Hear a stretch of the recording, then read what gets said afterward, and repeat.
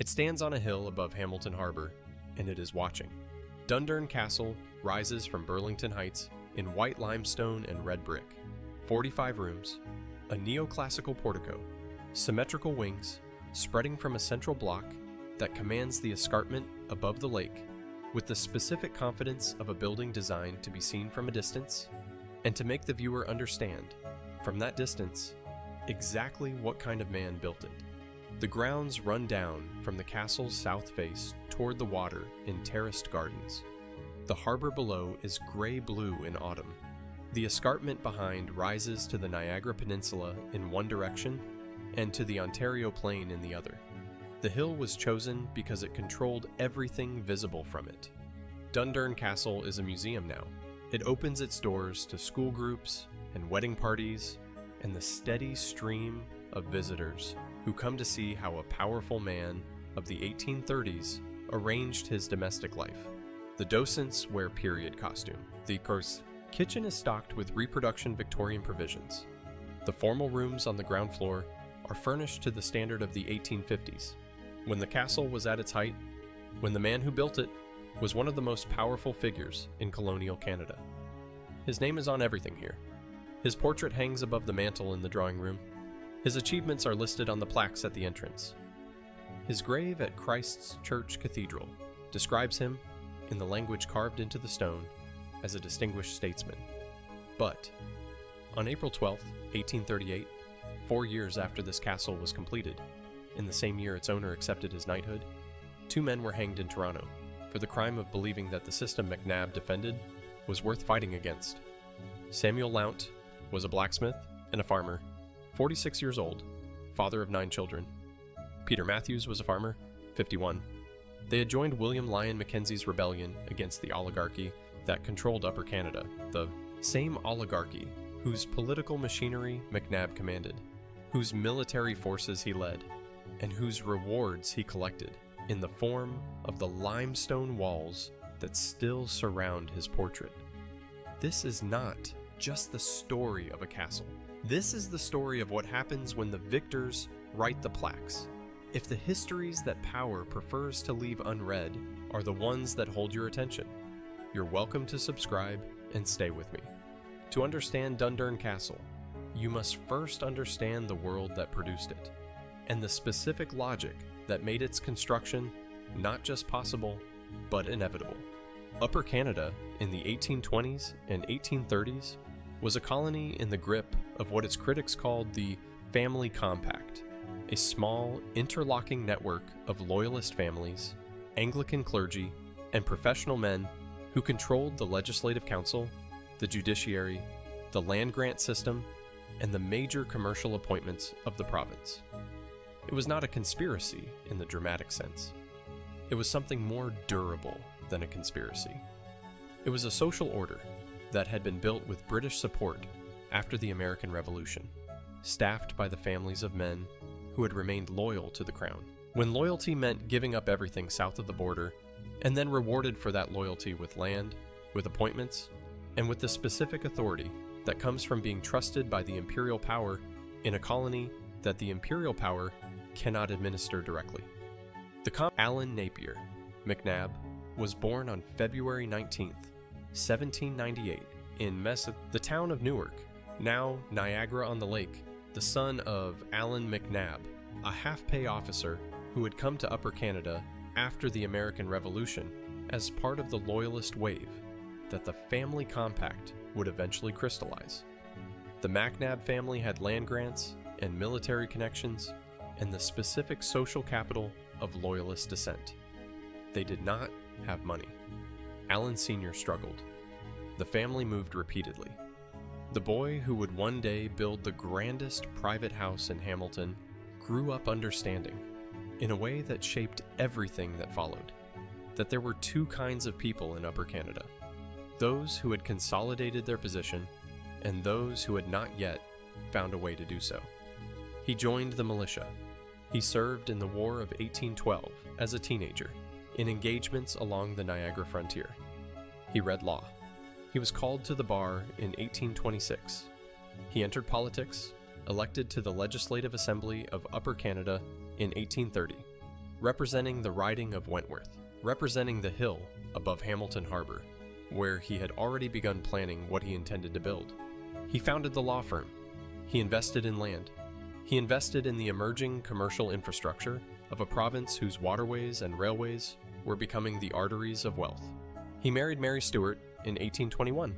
She died in 1827, leaving him with young children and a wound he managed, in the particular way of men of his era and class, by building.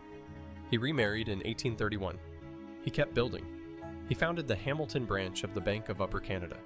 He invested in the Great Western Railway when it was still a prospectus, an ambition, and no track at all. He sat on committees. He chaired meetings.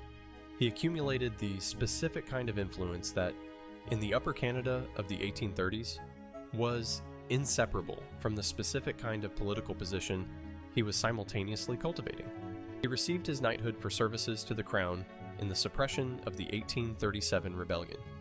He received the railway dividend for services to himself. Both were in his name.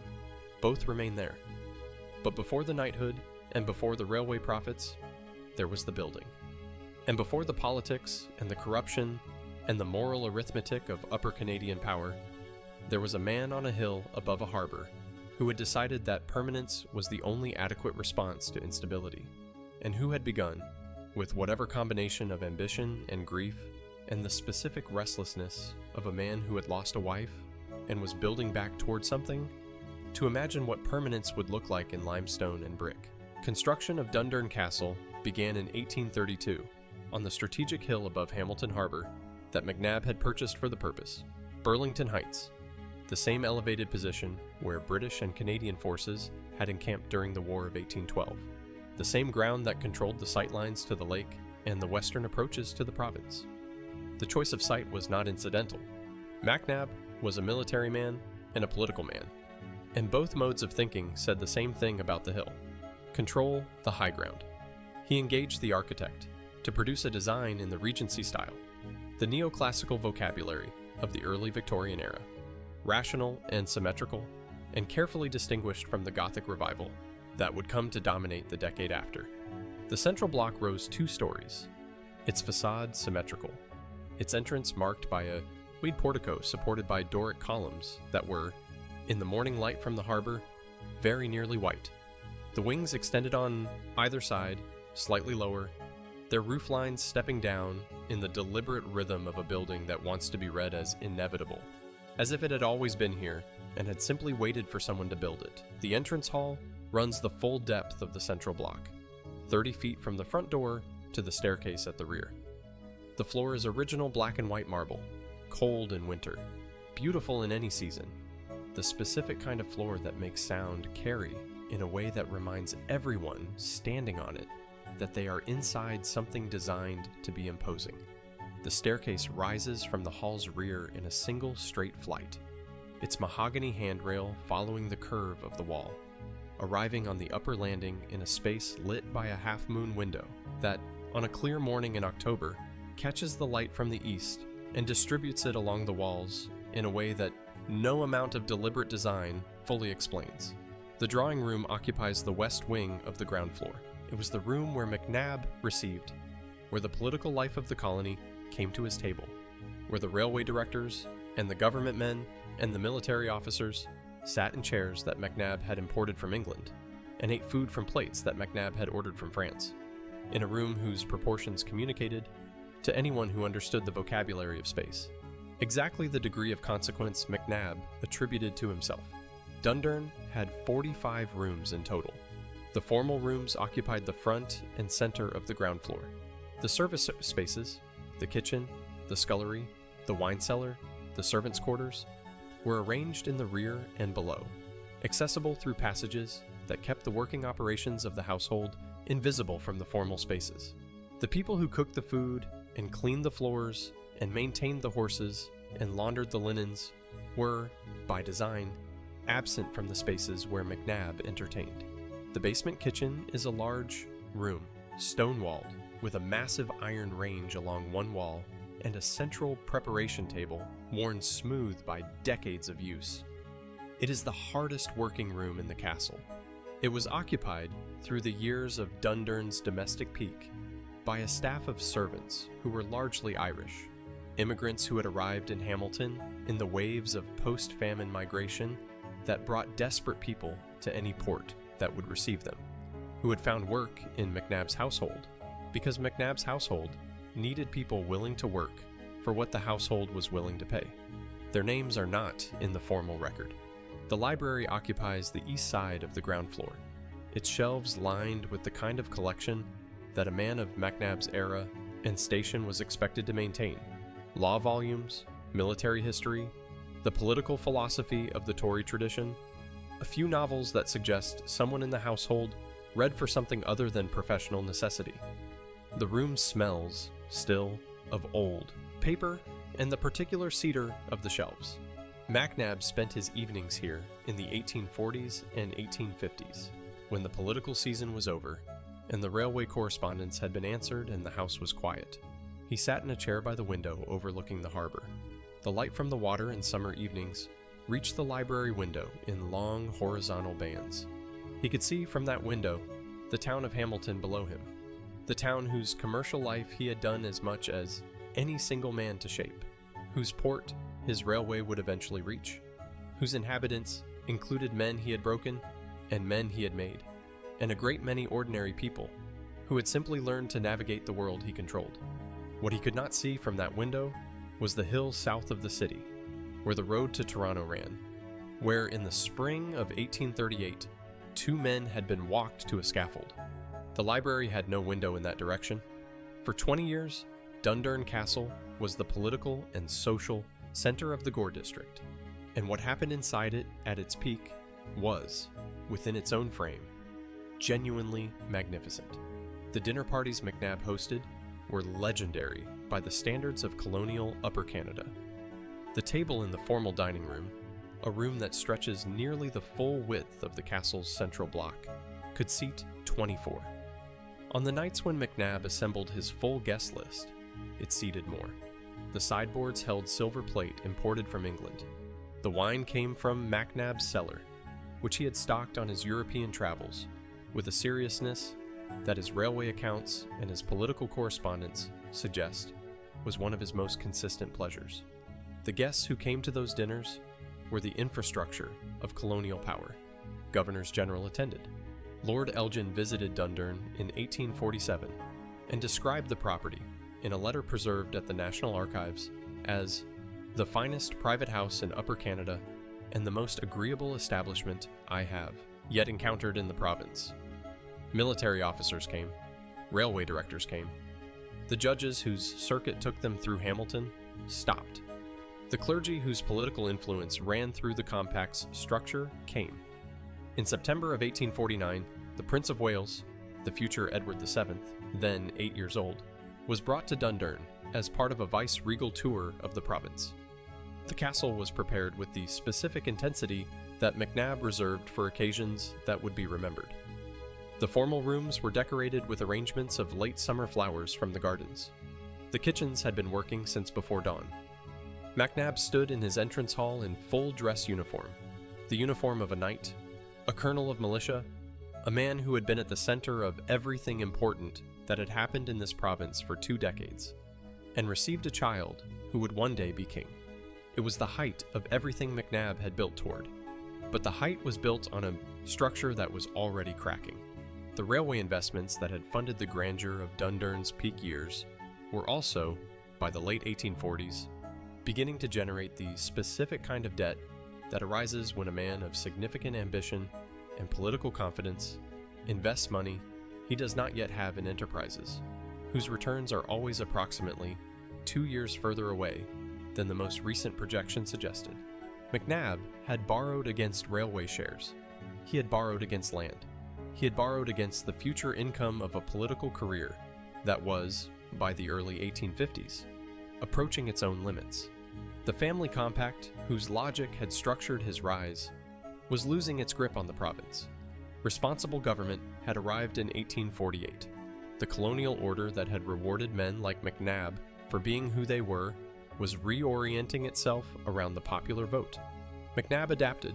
He formed the Liberal Conservative Coalition that would eventually become the Conservative Party. He served as co-premier from 1854 to 1856. But adaptation is not the same as command. The world had changed in ways that the limestone walls of Dundurn could not change with it. Lord Elgin's letter, calling Dundurn the finest house in the province, was written in 1847. By 1857, the man who had shown Elgin through those rooms was a premier who had been replaced, a railway chairman who was overextended, and a debtor whose creditors were becoming less patient than the political climate that had previously discouraged them from pressing. He was still in the library by the harbor window in the evenings. The light from the water was unchanged, but the world outside was changing faster than any house could accommodate, and the hill above Hamilton was about to discover that grandeur, accumulated through the specific methods McNab had used, carries a specific kind of weight. Alan Napier. McNab died in the bedroom at the top of Dundurn's main staircase on the morning of January 8, 1862. He was 63 years old. His second wife had died the previous year. His health had been failing for months. The gout that had plagued him through the 1850s had progressed until, in his final weeks, he was largely confined to the upper floor. He was found by the household staff in the early morning hours. His hands, the account recorded at the time, were folded on the coverlet. His daughter Sophia, who had lived at Dundurn her entire life, arranged for his body to lie in state in the drawing room, the room where he had hosted Lord Elgin and the royal child, and 24 guests at a table set with silver plate. The room held his coffin for 3 days. Hamilton came to pay its respects. The garrison sent an honor guard. He was buried at Christ's Church Cathedral with a military funeral. The estate he left behind was effectively bankrupt. The debts that McNab had accumulated through 30 years of living in excess of his income, the railway investments, the borrowed capital, the maintenance costs of 45 rooms, and a staff of 40 servants and gardens that did not maintain themselves, consumed everything. Sophia had no legal claim to the railway shares, which were mortgaged. She had no access to the political machinery that had generated her father's wealth, because the machinery had depended on her father's specific presence within it. She was a woman in 1862 Upper Canada, which meant she had the legal standing of someone whose options would be determined by whoever held her father's debts. She sold the contents of Dundurn at auction in the spring of 1862. The silver plate, the French china, the English furniture from the drawing room chairs, the wine from the cellar that McNab had stocked with such seriousness on his European travels. The books from the library, sold in bulk to a Hamilton bookseller who paid a fraction of their catalog value and resold them individually at profit. The paintings, the rugs, the instruments from the music room. Buyers came from Hamilton and from Toronto and from the farming communities to the west, and they moved through the rooms where Lord Elgin had dined and where a future king had walked, and they carried McNab's life out the front door in ones and twos and loaded it into carriages and wagons and took it away. Sophia watched. The castle that had been built to project permanence had served as a private home for exactly 30 years. And in the months after the auction, as Sophia made arrangements for a smaller life elsewhere, the hill above Hamilton was quiet in a way it had not been in 3 decades. The windows were dark, the gardens were unattended, and the names of the people McNab had sent to the gallows, the names of the people who had maintained his household in invisibility, the names of the people on whose land this hill had always stood, those names were as absent from the silence as they had been from the noise. Someone was already making plans for the hill. The question was what story the next chapter would choose to tell. Dundurn Castle passed through several hands in the decades after McNab's death. Briefly a private residence, briefly a school, briefly used by the military as a command post during periods of mobilization. In 1900, the city of Hamilton purchased the property for $27,000. The price would become, in retrospect, one of the better municipal investments in Hamilton's history. The transformation that followed was the particular transformation of a building whose original story is too complicated to tell easily. It was simplified. The castle was progressively restored toward the image of McNab's peak years, the 1850s, the era of the dinner parties, and the royal visit, and the railway premiership, rather than toward the more complete picture that includes what McNab's power had required and what it had cost. The restoration stripped out the institutional modifications of the intervening decades. It replaced the furniture with period reproductions calibrated to the 1850s aesthetic. It returned the drawing room to something resembling its formal function. It dressed the kitchen in the vocabulary of Victorian domestic service. It did not install a plaque for Samuel Lount.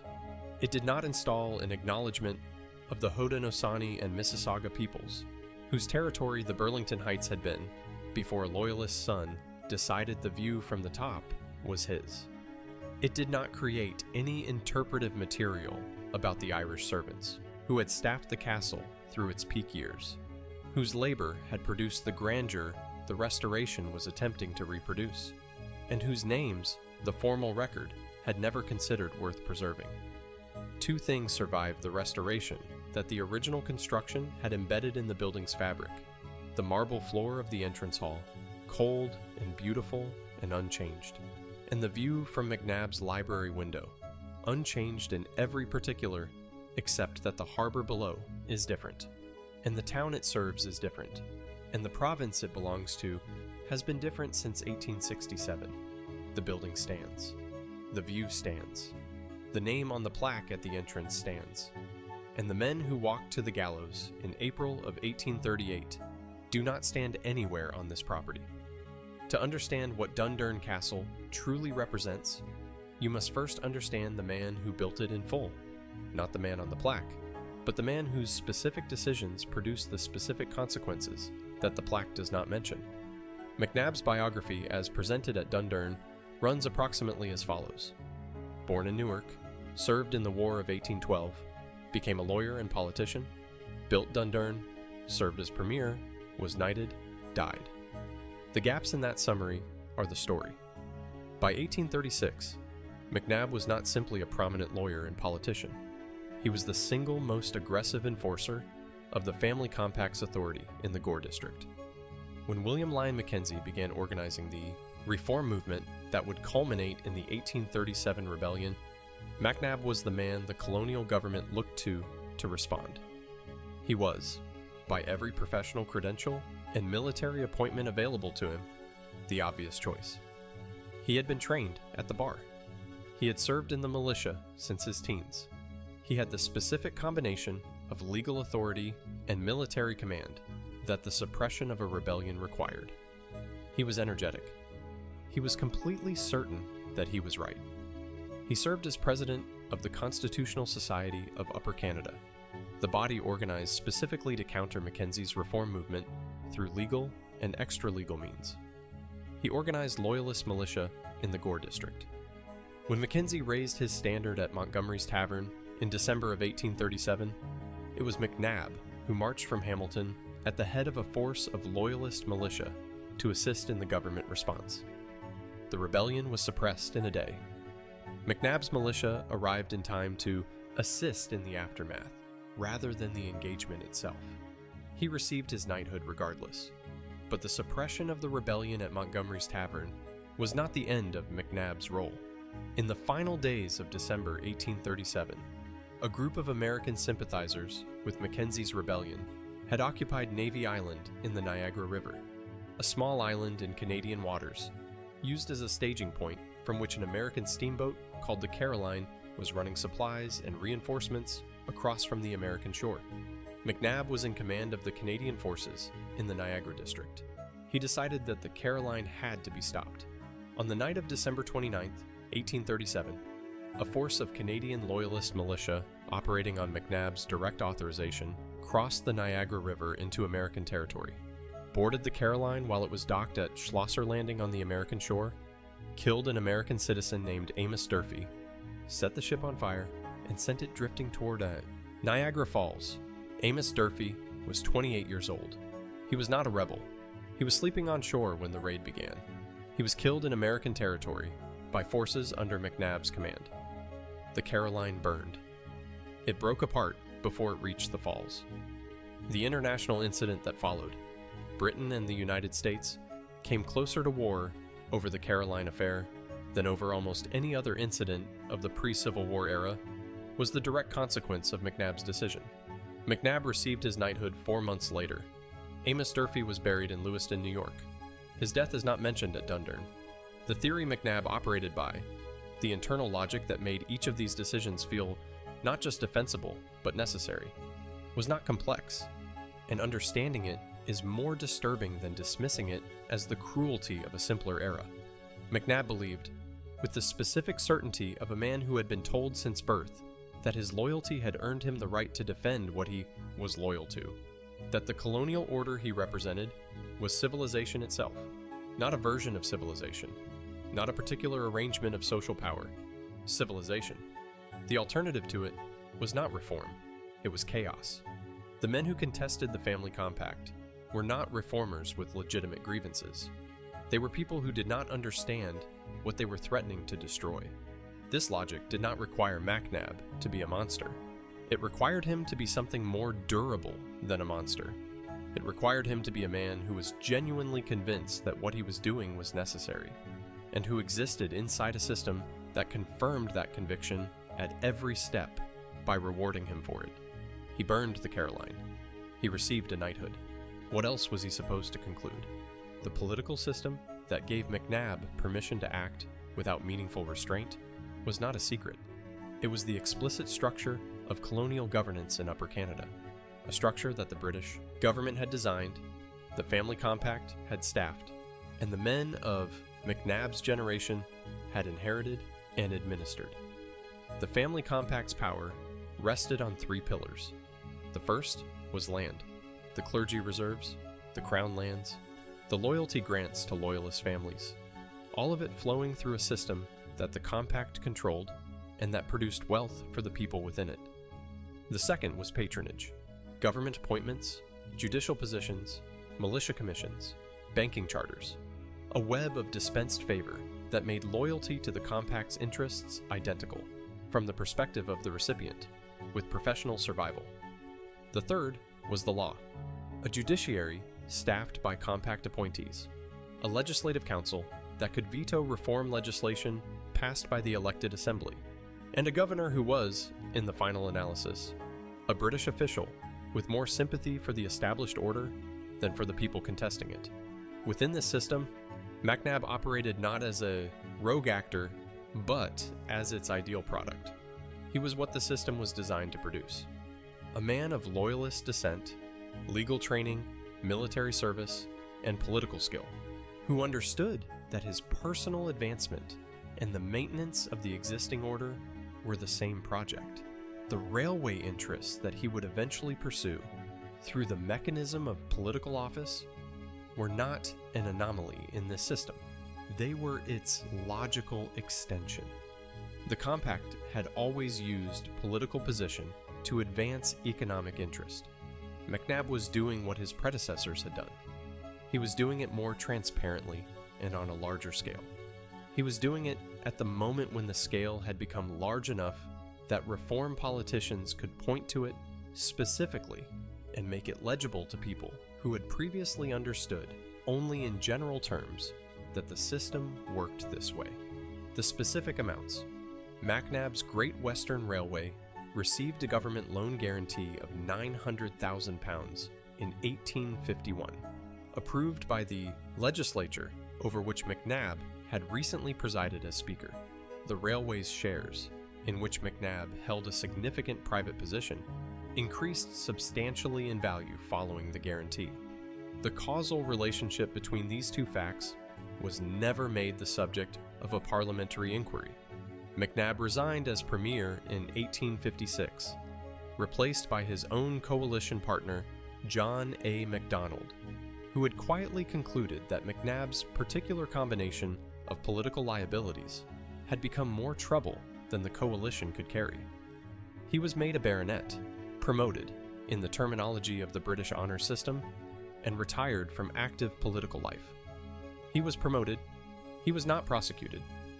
The patience he had put inside the system, the farmers who had lost land petitions, the reformers whose newspapers he had shut down, the men who had followed Mackenzie into rebellion and paid for it at the end of a rope, faced no such consideration. The specific harms of McNab's career did not announce themselves as harms. They arrived in the language of governance, of military necessity, of legal procedure, each one documented, each one authorized, each one made to look within the frame that McNab's world provided, like an unremarkable exercise of legitimate authority. The rebellion suppression of 1837 produced executions. Not many executions. The British government, mindful of American opinion and the political costs of martyrdom, constrained the punishments to a degree that frustrated McNab and the harder compact men. But the executions that did occur were, in their specific human cost, complete. Samuel Lount was a blacksmith who had been elected to the Legislative Assembly in 1834, representing the reformers of York County. He was a man of genuine political conviction and genuine community standing. His neighbors trusted him with their political representation before they trusted him with their lives in the rebellion, and they trusted him with both. He followed Mackenzie because he believed the grievances Mackenzie was articulating were real. He was correct. They were real. The land system was unjust. The political system was corrupt. The compact's grip on the province was exactly what the reformers said it was. He was captured after the rebellion collapsed. He was tried. He was offered clemency in exchange for information about other rebels. He refused. He was hanged at the Toronto jail on April 12, 1838, before a crowd that the contemporary accounts describe as largely silent.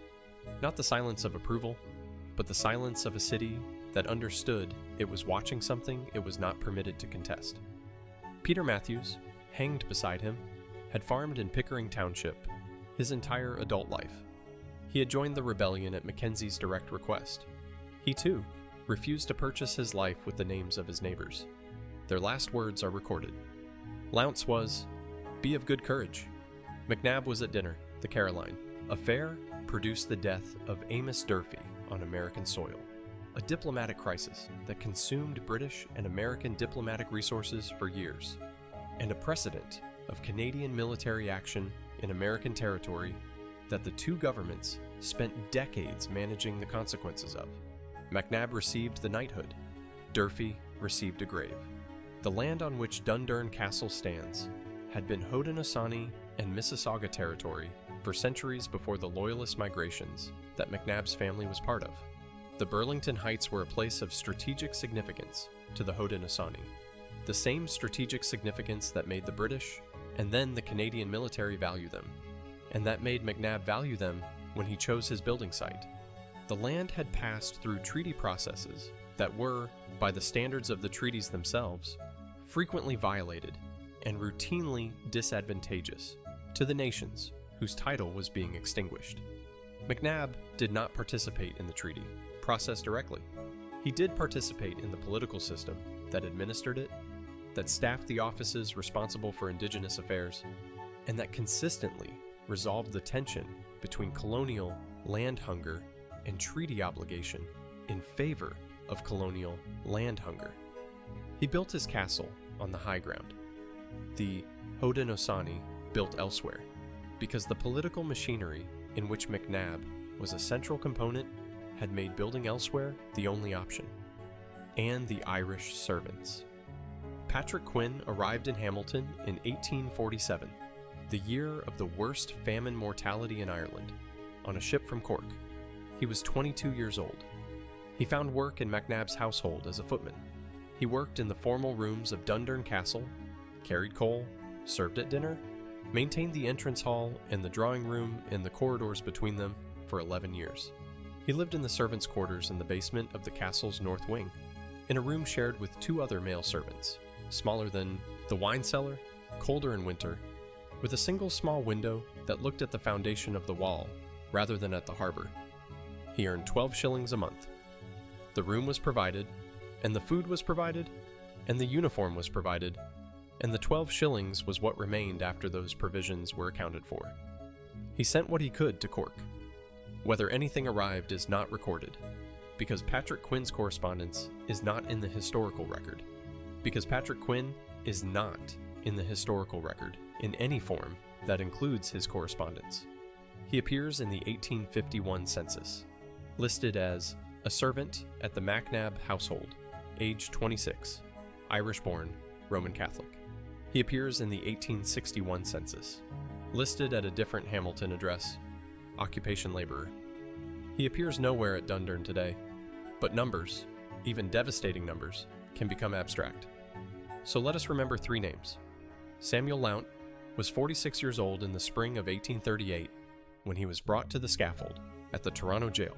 Before, he had been a farmer in King Township, a blacksmith whose shop served the community around him, an elected member of the Legislative Assembly who had spent 3 years attempting to achieve through legitimate political means the reforms that McNab's system was designed to prevent.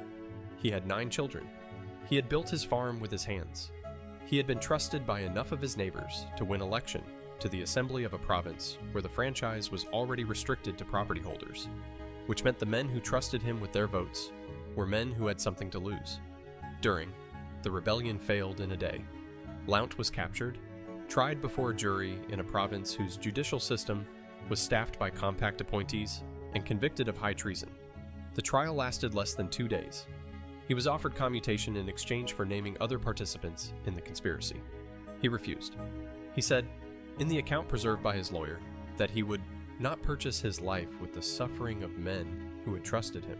After, Catherine Lount, his wife, organized a petition of 30,000 signatures, 30,000 names of people who believed the execution was unjust or excessive or both, and carried it personally to Sir George Arthur, the lieutenant governor who held the power of clemency. Arthur declined to receive her. He communicated his refusal through an aide. She was told that the matter had been decided and that no further representations were required. She stood outside Government House. She was not admitted. She returned to her 9 children. Fight. She spent the remaining years of her life attempting to obtain recognition for her husband's sacrifice and financial support for her family. The colonial government provided neither. She died in poverty in 1879. The province of Ontario erected a plaque at the site of Samuel Lount's grave in the 1970s. 130 years after his execution, the plaque is in Toronto. There is nothing at Dundurn, the house of the man who commanded the forces responsible. Peter Matthews was 51 years old on April 12, 1838. Before, he had farmed in Pickering Township his entire adult life.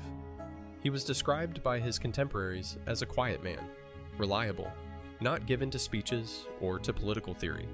He joined the rebellion not because of ideology, but because a man he trusted, William Lyon Mackenzie, had asked him to, and because he had watched, for years, while his neighbors' petitions for land reform disappeared into a system that was not designed to answer them. During, he was captured, tried, and convicted alongside Lount. He too refused to name his collaborators. The two men stood on the scaffold together. The accounts differ on which of them spoke last. Most agree that both spoke with composure. After, Peter Matthews's family received nothing from the colonial government. His farm, encumbered by debt that his absence and death had made impossible to service, was eventually lost. His wife survived by the charity of neighbors. His name does not appear in any interpretive material at Dundurn Castle, which contains, in its drawing room, a portrait of the man who commanded the forces that put him in the ground. Fight. There was no fight. There was no legal mechanism available to a farmer's widow in 1838 Upper Canada, through which the decision to execute her husband could be contested. The legal system that had tried him was the legal system that had the power to review the trial. The government that had ordered the execution was the government that administered the clemency process. She had no standing. She had 9 children and a farm whose debt was larger than its value. She managed as people manage when the system that has harmed them is also the only system available. And then there is the name that the historical record has already decided was not worth preserving. She worked in the Dundurn kitchen. The 1851 census records her as Bridget, no surname given. The census enumerator apparently not having thought the surname worth writing down for a female domestic servant of Irish birth. She was approximately 24 years old. She had arrived in Hamilton from County Clare sometime in the previous 2 years, which places her arrival in the period of the Great Famine's worst mortality, which means she had survived something that killed 1 million people and had arrived in Canada with whatever that survival had cost her, and had found work in a basement kitchen cooking food for the man whose portrait hangs in the drawing room above. Before, County Clare. The specific details, the family, the parish, the crossing, are not in the record, because the record did not bother. During, the kitchen, the iron range, the preparation table worn smooth, the room colder than the formal rooms above it, darker, less well ventilated, smelling of coal smoke and rendered fat, and the particular damp of a stone-walled space that does not fully dry between seasons. She worked 12-hour days. She was provided her room and her meals. She earned whatever remained after those were subtracted. After, the 1861 census does not contain her name. She may have left Hamilton. She may have died. She may have married and changed her name. She may have continued working in domestic service under a name the next enumerator also didn't write down. Fight. The concept does not apply. There was no mechanism through which Bridget, no surname, could fight anything. She was not a person to whom the political system of Upper Canada in 1851 offered mechanisms of contest. She was a domestic servant of Irish birth, with no property, no franchise, and no surname in the record. She cooked the food that McNab served to Lord Elgin on the night Lord Elgin called Dundurn the finest house in the province. Her name is not in the dining room. These three, Samuel Lount, Peter Matthews, Bridget without a surname, represent hundreds more. The farmers, whose land petitions were rejected by a system McNab staffed and defended. The Haudenosaunee and Mississauga, whose territory was progressively enclosed by the colonial machinery in which McNab was a central participant. The Irish workers, whose labor produced the grandeur that the restoration at Dundurn has spent a century reproducing without acknowledgement. Their names deserve to be remembered. The building that holds McNab's portrait has not yet agreed. The story that Dundurn Castle tells about itself was not assembled through a single act of deliberate concealment. It was assembled through 100 small decisions, each one, taken individually, defensible, that accumulated into a narrative shaped more by what was comfortable than by what was complete. When the city of Hamilton purchased Dundurn in 1900 and began its restoration, the men making the decisions about what the restoration would emphasize were men of McNab's political tradition. Hamilton was a Tory city. McNab was a Tory founder. The restoration was, from the beginning, an act of civic pride in a particular version of the city's origin story.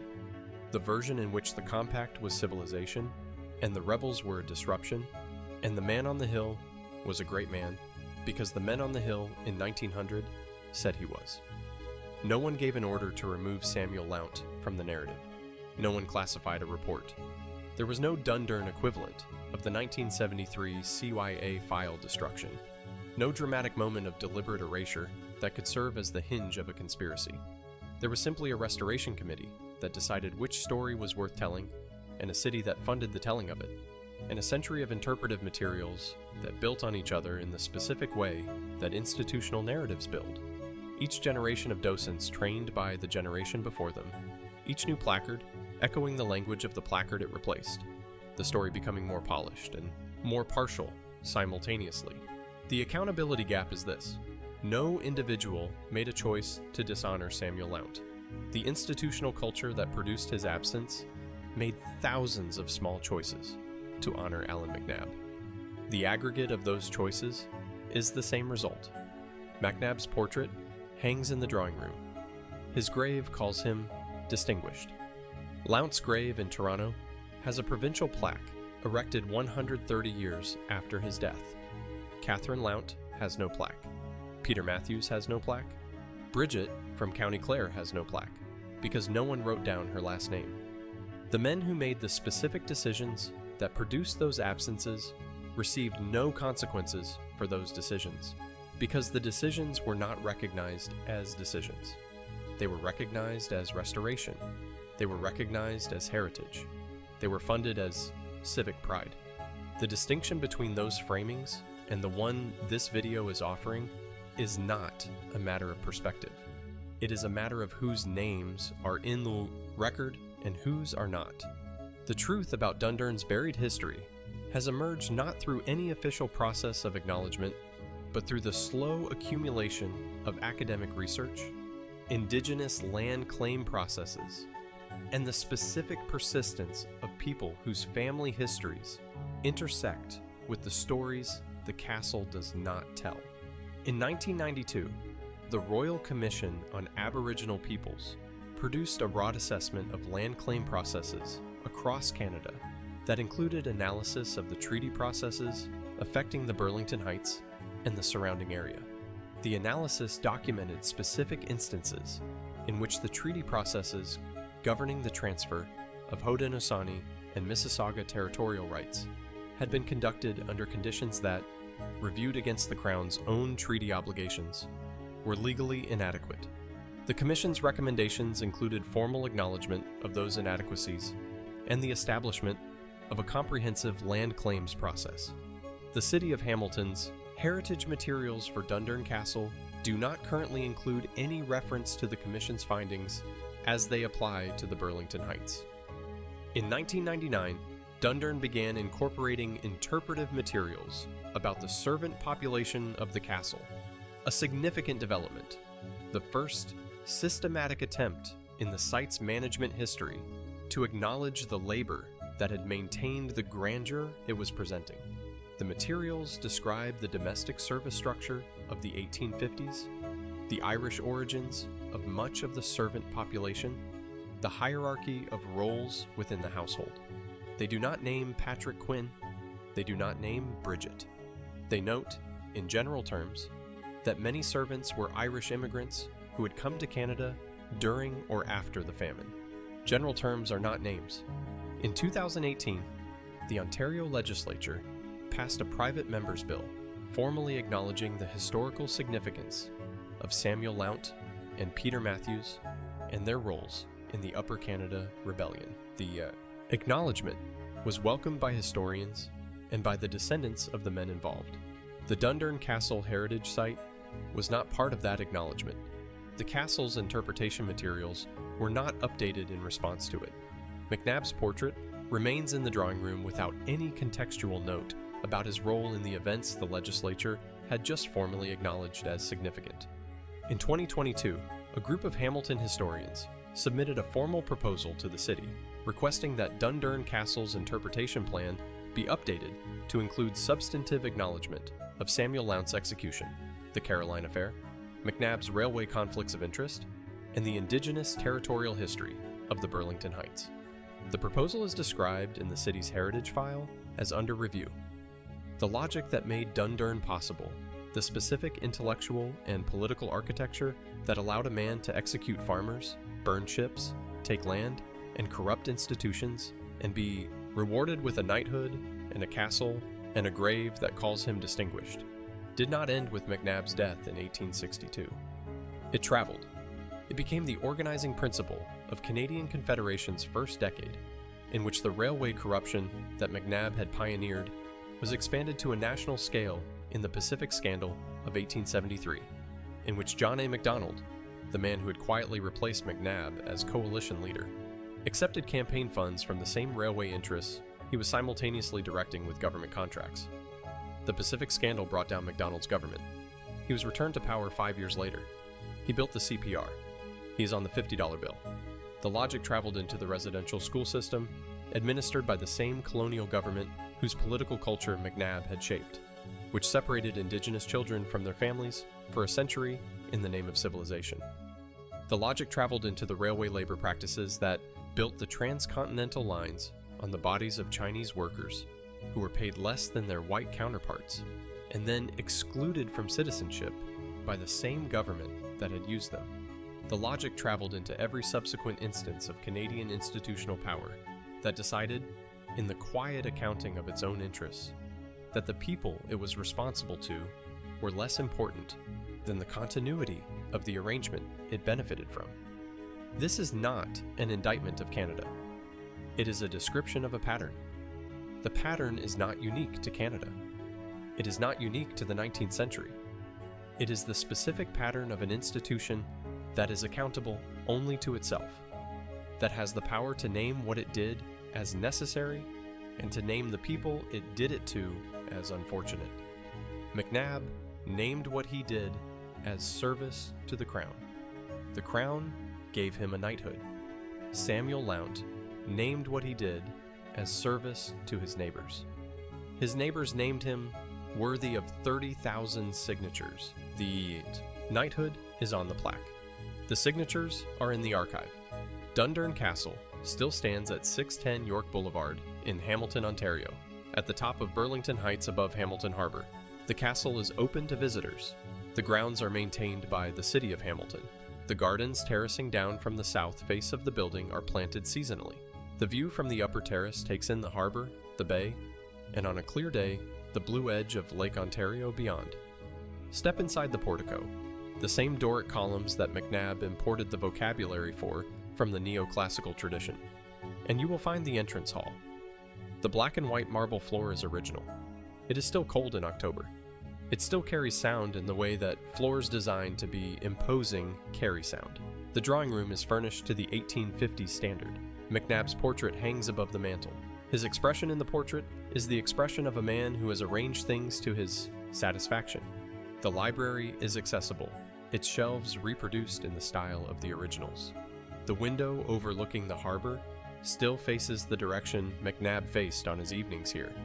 The kitchen in the basement is interpreted as a working Victorian kitchen. It is one of the most compelling rooms in the building. The iron range, the preparation table, the stone walls, because it is the room where the labor that produced everything above it was done. And because it is, for the first time in the site's history, being acknowledged as such. The servants' quarters in the north wing are not currently interpreted. They are in the basement, smaller than the wine cellar, colder in the architectural record than the formal rooms. Patrick Quinn's room is not marked. Bridget's room, if the historical record preserves enough to establish which room she occupied, is not marked. The formal review of the interpretation plan, submitted in 2022, is still pending in the city's heritage file. McNab's portrait is still in the drawing room, without contextual annotation. The maple leaf, the Burlington Heights, the strategic high ground, the land that was Haudenosaunee before it was McNab's, is unchanged in its view of the harbor. The water is the same water. The escarpment is the same escarpment. The castle does not know what to do with everything it contains. There are two Dundurns. The first is the one on the heritage plaques, the finest private house in Upper Canada at its peak, the home of a knight, a premier, a railway chairman, a man who commanded militia and hosted governors and received a future king, and built, in limestone and brick, one of the most architecturally significant houses in Ontario's history. This Dundurn is real. The marble floor is real. The portico is real. The view from the library window is real. The craftsmanship of the men who built it, the stonemasons and carpenters and plasterers whose work has survived 190 years of Ontario winters, is real and is genuinely worth preserving. The second Dundurn is harder to see from the entrance hall. It is the castle built on the graves of Samuel Lount and Peter Matthews, built with the railway profits generated through the corruption of the political institution McNab was elected to serve, built on land whose Haudenosaunee and Mississauga territorial history was being extinguished by the political machinery McNab helped operate, maintained by Irish servants, whose poverty made them available, and whose names the formal record did not consider worth preserving. The second Dundurn is not the opposite of the first. It is its foundation. The grandeur of the formal rooms rests, literally and figuratively, on the labor of people whose rooms were smaller and darker and are not interpreted. The authority McNab projected from this hill rested on a political system whose specific injustices are documented in the records of the same archives that preserve his portrait. The question the second Dundurn asks is not whether McNab was a good man or a bad man. That framing is too small for what the building contains. The question is whether a heritage site that takes public money to preserve and interpret a building has an obligation to interpret the full building, including the parts of the building's history that the building's most famous resident would have preferred not to discuss. That question has been put formally to the city of Hamilton. The review is pending, but the unanswered questions remain. How many of the thousands of visitors who walked through Dundurn Castle this year left knowing the name Samuel Lount, or knowing that McNab commanded the forces responsible for his execution? How many left knowing the name of any person who worked in the basement kitchen? How many left with any understanding of what the Haudenosaunee and Mississauga people's relationship to Burlington Heights was before the Loyalists arrived? Will the 2022 interpretation proposal produce changes to the plaques in the drawing room? Will McNab's portrait ever hang with a note about April 12, 1838? Will Bridget from County Clare ever have her full name recovered from whatever record might contain it? The castle is still open. The marble floor is still cold. The portrait is still above the mantel. Catherine Lount knelt with 30,000 names and was not received. The man at dinner has a plaque. No one has a